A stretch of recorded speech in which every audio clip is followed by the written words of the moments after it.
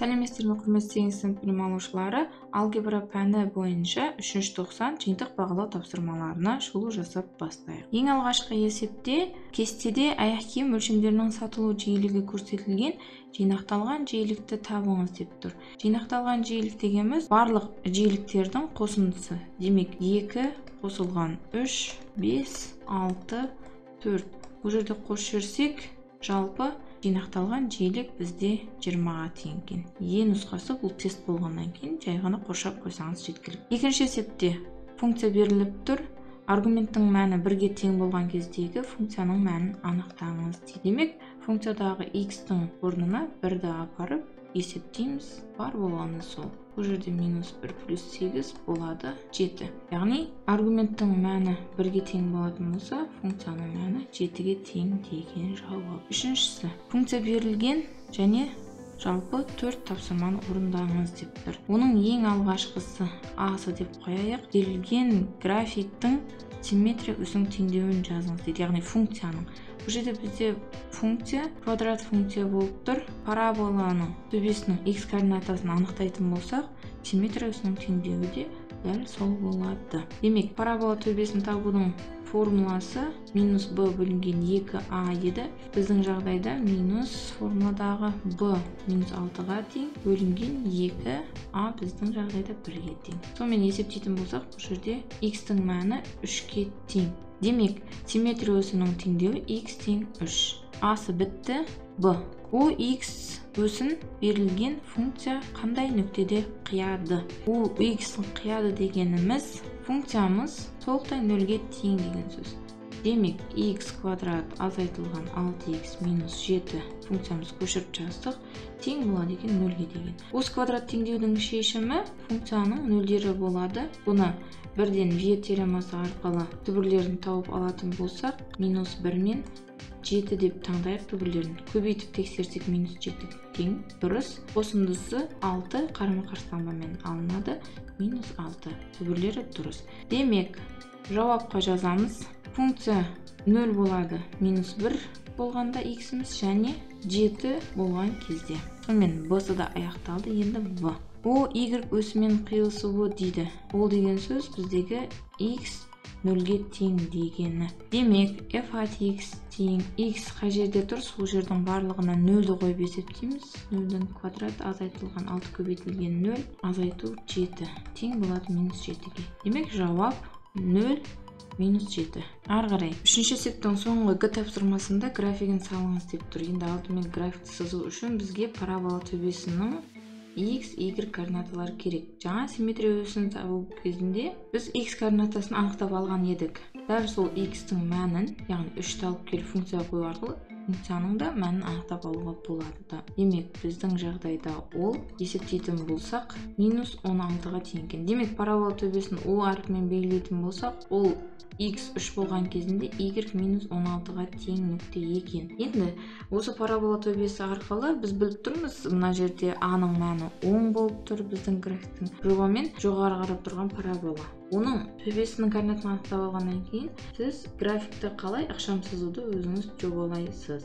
Бұл жерде мен мысалы әр бір клетканы 2 бірлік деп алып, -16-ға дейін сызып алсам болады. Сонымен координаталарын жазып алдым. Енді нүктелерді орналастырып бастаймын. Жалпы бұл графикті сызу үшін бізге 5 нүкте жеткілікті. Бізде бар нүктелерді қазір анықтап алайық. Олар қай нүктелер бар бізде? Парабола төбесі x 3 болған кезде ол 2 мен 4-тің қақ ортасын алдым. Ары қарай y 16 -16-ға дейін ағып барып, парабола төбесін белгілеп алдым. Ары қарай енді функция нөлдерін орналастыру керек. Олар -1 мен 7. Яғни ox өсімен қиылысу нүктелері -1 және 7. Келесі oy өсімен қиылысу нүктесін орналастырайын. Бізде ол -7 нүктесінде қиылысады деді oy-пен. Және осыған симметриялық түрде бұл жерде бірден анықтап алайық 5-ші нүктемізді. Сізде дәптерде де анық көрініп тұрады симметриялық келесі нүктесі. Сонымен 5 нүктеміз дайын, графикті сыза берсек болады.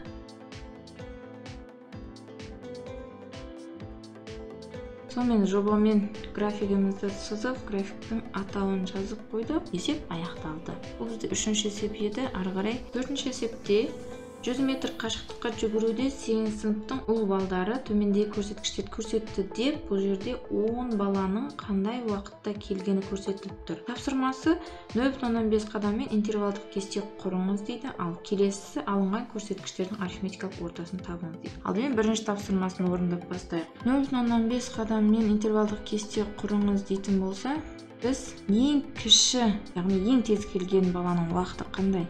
Соны анықтап алайық. Бізде ол 15-те 9, яғни 15,9 болып тұр, е? Ондай мән бізде бар болғаннан кейін тік жақша қоямыз. Содан 0,5-ті қосып жібереміз, оған болады 16,4. Жай жақша қоямыз. Келесінде тік жақша қойып, осы мәннен бастаймыз. Оған 0,5-ті қосып жіберетін болсақ, 16,9. Осылай жалғастырып, біздің ең үлкен мәнге дейін интервалдық кесте құрып аламыз. Сонымен, біздің жағдайда ең кіші 15,9, ал ең үлкен мән 18,7 болып тұр. Сол аралықтар кіретіндей интервалдық кесте құрып алдық. Арғары жалғастырудың керегі жоқ. Енді соған сәйкес біз жиіліктерін жазып шығуымыз керек соған. Бұл үшін ең оңайы, бақылауда да уақытыңызды тиімді пайдалану үшін осылардың өсу ретімен вариациялық қатарын құрып алыңыз. 15,9, одан кейін бізде неше бар? 16,2, 16,5 бар, 16,6 бар, тағы 17,2. Өзіміз үшін вариациялық қатар құрып алдық. Енді 15,9 пен 16,4 аралықтағы неше кездейсоқ шама бар екен, соны анықтайық. Бұл жерде қараңыз. 15,9 бар, ол кіреді. Одан кейін 16,2 кіреді. Осы екеуі бізде бар жағдайлар. Ары қарай келесі 16,4-тен 16,9-ға дейін тағы 2 жағдай бар. Келесі 16,9-дан 17,2-ге дейін бір жағдай кездеседі. 17,9-дан 18,4-ге дейін бізде тағы 2 жағдай бар. 18,4-тің өзі бұл жерде кірмей тұр, соған мұқият қараңыз. Ары қарай енді ең соңына дейін 18,9-ға дейін бізде 3 жағдай кездесіп тұр. Мен жалпы санап тексеріп көріңіз, бізде 6, 7, 10. Жалпы жиіліктері жинақталған жиілігі 10 болып дұрыс құрылды. Бірінші тапсырмасы кетті. Келесі арифметикалық ортасын табыңыз дейді. Арифметикалық ортасын табуымыз үшін ол деген сөз орта мән. Жалпы 10 бала зерттеліп тұр, е? Одан кейін әрқайсысы кездейсоқ шамалар бір-ақ реттен кездесіп тұрғаннан кейін жиіліктерін ештеңе көбейтіп қажет емес, бір болғаннан кейін. Бірден бүкіл жағдайларды қосындысын есептей берсек болады. 16,2, 18,4 кездейсоқ шамаларды қосып шығып жатырмыз. Барлық жағдайларды қосып шығып есептейтін болсақ, бізде 17,142-ге тең болады екен. Орта мәнінде анықтап алдық. Мен 4-ші есепте аяқталды. 5-ші есеп бізде квадрат теңдеуге қатысты мәтінді есеп. Оның видеосында описаниедан қарасаңыздар болады. Бұл тақырыпқа байланысты мысалдар қарастырған. Біздің жағдайда кеттік. Арақашықтығы 20 километр болатын екі ауылдың бірінен екіншісіне 2 турист бір мезгілде шықты дейді. Демек, арақашықтығы 20 километр. Бірінші туристің жылдамдығы екінші туристің жылдамдығына қарағанда 1 км сағатқа артық болғандықтан ол екіншісінен 1 сағат ерте келді. Әр туристің жылдамдығын табыңыз дейді. Енді бұл жерде бірден бұл жерде арақашықтық, жылдамдық, уақыт деген сөздерден кейін қолданатын формуламызға сәйкес кесте құрып алыңыз. Біз қолданатын формула ол S тең V көбейтілген T формуласы. Сол бойынша әр турист үшін кесте құратын болсақ, бірінші турист және екінші турист. Екеуі де жүруі керек болған арақашықтық 20 км. Біріншісінің жылдамдығын да, екіншісінің жылдамдығын да білмейміз, бірақ та біріншісі кішкене жылдамырақ екенін мәтіннің мазмұнынан білді. Қаншаға? 1 км сағатқа. Жылдамдығы артық. Олардың сәйкесінше формуламыздан T-ны анықтайтын болсақ, арақашықтықтың жылдамдыққа қатынасы уақытты береді. Біріншісі үшін 20-ның x плюс 1-ге қатынасы, екіншісі үшін 20-ның x-ге қатынасы. Енді қайсысы көп уақыт жүреді? Бұл жерде қараңыз. Қайсысының жылдамдығы аз, сол көп уақыт жүреді. Демек, содан соның уақытынан аз уақытта жететінінің уақытын айырмашылық азайтамыз. Біздің жағдайда 20-ның x-ге қатынасы азайтылған 20-ның x плюс 1-ге қатынасы. Уақыт айырмашылығы екеуінікі қандай? 1-ге тең, 1 сағатқа ерте келеді дейді. Сол бойынша бөлшек рационал теңдеу құрып алдық. Ары қарай бөлшек рационал теңдеуді шығарып бастаймыз. Оның 6 қадамы бар еді. Соны мұқият естеріңізге түсіріңіздер. Оның да видеосы видео описаниясында тұрады. Бірден бастайық. Бірінші болып мүмкін мәндер жиыны бізде x 0 болмауы керек және x минус 1-ге тең болмауы керек.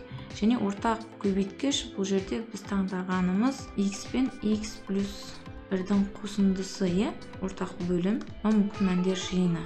Сол бойынша енді біздің бөлшек рационал теңдеуіміз тек қана алымына, тек қана толықтауыш көбейткіштерін көбейтіп, квадрат теңдеуге келтіруіміз керек. Минус деп жаздым, өткеніме минус 1-ді өткізіп алып, оған да ортақ бөлім таңдадым деп бірден жазып кетіп жатырмын. Ең болады 0-ге. Оң жақта ештеңе қалған жоқ, 0. Енді бұл жерде жақшаны ашамыз. Сіздер білесіздер деп ойлаймын, тез орындап тастайсыздар.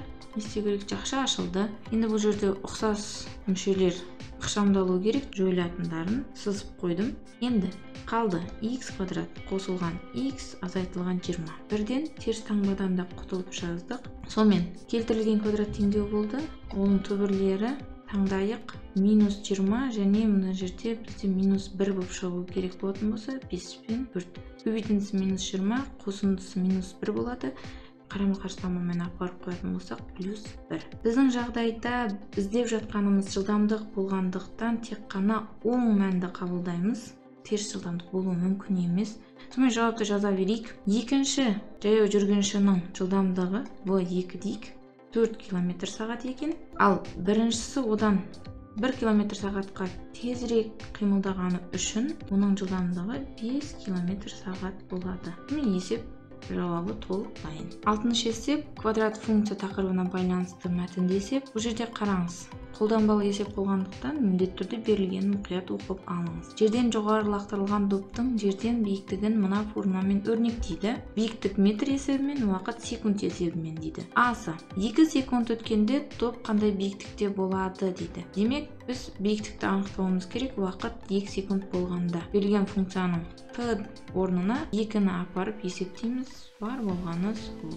Сонымен есептейтін болсақ, бұл бізде 10 метрге тең болады екен. Асы бітті. Б. Неше секунд өткеннен кейін доп 10 метр биіктікке жетеді дейді. Демек, бұл жерде биіктік 10 болатын болса, толықтай функцияны көшіріп жазып, оны 10-ға теңестіреміз. Сол кезде бізде түріндегі толық квадрат теңдеу пайда болады. Дискриминант арқылы шығарамыз. Егерде квадрат теңдеуді де қалай шығаруды ұмытып қалған болсаңыз, дискриминант арқылы видео описаниясына қарап бір қайталап алыңыз. Сол жерде видео бар. Есептейік. Дискриминантымыз 1-ге тең болды. Енді уақыттарын табайық. Бұл жерде Т1, Т2 бірден есептеп кететін болсақ, 9 қосу азайту 1 бөлінген 2 өту 2 тең болады. 8, оны 4-ке бөлдік 2, 9-ға 1-ді қостық 10, оны 4-ке бөлсек 2,5. Уақыттары секундпен есептелген, басы да аяқталды. Енді В. Доптың ең жоғары биіктігі дейді. Демек, ол егер сіз мына формуланы естіңізде болса, оны қолданып шығарсаңыз да болады. Ал егер бұл формула ұмытып қалған болсаңыз, парабола төбесінің формуласını қолдансаңыз болады. Неге? Өйткені доптың жүрген жолы мына төңкерілген парабола түрінде, доптың ең биікке көтерілгені парабола төбесі болады міндетті түрде. Сол үшін де парабола төбесінің нүктелерін анықтап алсаңыз, сіз биіктігінде анықтай аласыз. Бұл жерде x деп тұрғанымыз максималды биіктікке жеткендегі уақыт. Бізде ол минус 9, 2 көбейтілген a минус 2-ге тең. Есептейтін болсақ, 9 пен 4-тің қатынасы. Сол кездегі биіктік функцияға апарып т-ның мәнін қоямыз. 9 көбейтілген 9 бөлінген 4 азайтылған 2 көбейтілген 9-дың квадраты 81, 4-тің квадраты 16. Есептейік. 81-дің 4-ке қатынасынан азайтуымыз керек. 81-дің бұл жерде 16 мен 2 қысқарады. Сол бойынша қалады 8. Ортақ бөлім 8 болады. 281-ден 181-ді азайтып жүрсек, 181 қалады. Бөлімі 8. Бұл қатынасы бізде есептейтін болсақ 10,125-ге тең. Сонымен ең жоғары биіктік ол 10,125 метр екен. Сонымен құрметті білім алушылар, осымен алгебра пәнінен 90-дық жиынтық бағалау тапсырмаларына толықтай шолу жасап біттік. Бар болғаны осы. аса қиындық тудыратындай есептері жоқ. Түсінбеген жерлеріңізді қайта қарап немесе комментарийге сұрақтарыңызды қойып, дайындықтарыңызды шыңдап алыңыздар. Бақылаудан өзіңіз ниеттеген жақсы нәтижеге жетуіңізге тілектеспін.